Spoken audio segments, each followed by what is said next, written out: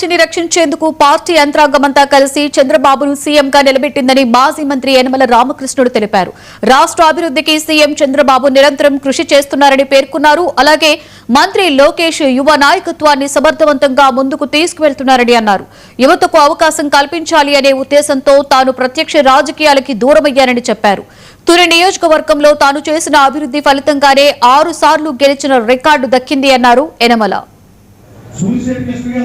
ప్రధానంగా ఎన్టీ రామారావు గారు ఈ పార్టీని సినిమా వదిలిపెట్టడం జరిగింది.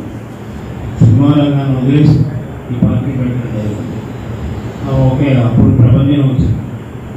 పార్టీ పెట్టగానే ప్రపంచం రావడం కాదు, ఆయన చేసినటువంటి గొప్పతనం ఏంటంటే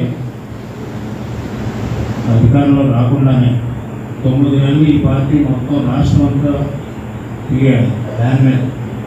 నేను ఒకసారి వ్యాన్ మీద కూర్చున్నాను మామూలుగా. అప్పుడు నాకు 20 వయసే, 40-35 సంవత్సరాలు ఉంటాయి.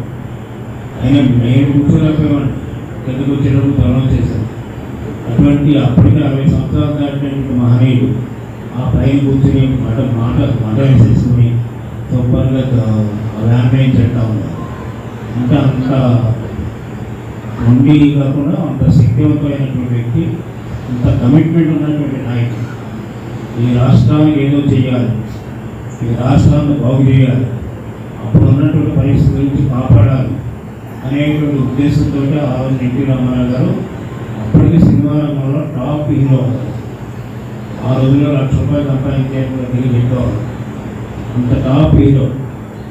ఎందుకు రాజకీయంగా ఆయన సక్సెస్ అయ్యారంటే ఆయన సినిమాలు చాలా చూస్తుంటారు.